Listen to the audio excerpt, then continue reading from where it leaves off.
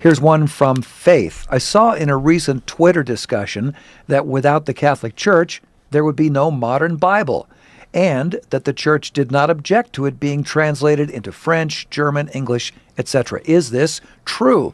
Wasn't William Tyndale persecuted for translating the Bible into English? So what is the truth about the Bible? Thanks, Faith. Yeah, thank you. I appreciate the question, Faith. So you're correct that we owe a debt of gratitude to the Catholic Church for providing the world with the Bible. And there's a great book on the topic called Our Debt, Where We Got the Bible, Our Debt to the Catholic Church.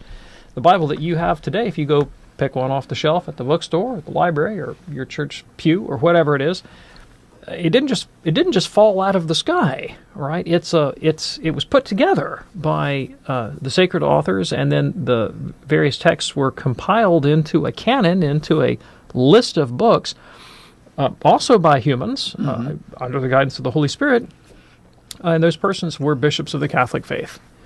So, in the ancient world, when these texts were produced, there are a lot of claimants to divine inspiration. A lot of people writing books in the name of the apostles or of the prophets, and making claims to religious authority. How do you differentiate? How do you know which ones are spurious and which ones are genuine?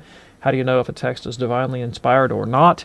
Well, there's no Geiger counter you can pass over a biblical book to find out if it's divinely inspired. The only way you can know is if God tells you. That's the only way you can know, right? And so if we're going to have certainty in our act of faith in divine revelation and really know that these books come to us from God, God has to tell us. And it's not enough for someone to say, well, I get a funny internal feeling when I read this book, and appeal to some uniquely subjective experience, because anybody can claim a subjective experience. We need an objective criterion, right, that we can all agree on. It really does come from God. Fortunately, Christ gave us a way to know. If someone makes a claim to revelation, he gave us a way to know, is that claim true or false? And it's the objective teaching authority of the church that Christ founded by his own divine authority, which he proved by rising from the dead. And so, because Christ created the church, founded the church, gave the church a promise of divine assistance, I'll be with you to the end of the age, and whatever you bind on earth is bound in heaven. When the church declares something to be of the essence of the faith, we have that objective certainty, Christ's guarantee, that the church speaks with authority. And that's the way we know what the list of biblical books is, because the church declared it to be so. And so we can trust that judgment is guided by the Holy Spirit. When it comes to the question of the translation of the biblical books, the church has always been translating the biblical books. There have been translations of the Bible into vernacular languages. I mean, just almost as soon as the ink was dried on the papyrus, Catholics were translating the sacred text into other languages. So it was written, the New Testament was written in Greek, but right alongside those Greek manuscripts, we find many ancient Syriac translations. We find translations into the Coptic languages of Egypt. We find translations into Latin. And then Latin, of course, was a vernacular. It's not the original language of the book, but the language of the Romans and of the Roman Empire.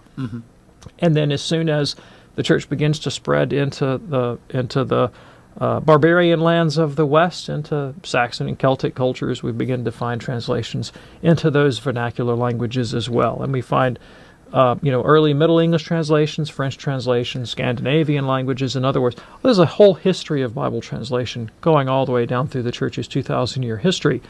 Now, Tyndale, you're right, was persecuted by Henry VIII, right? So he got persecuted by Protestant religious authority, and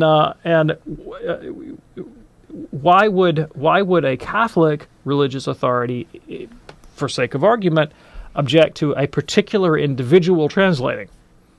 Well, what if that particular individual had a theological bias or a heretical axe to grind that was going to skew the translation and make it not reflective of Catholic faith?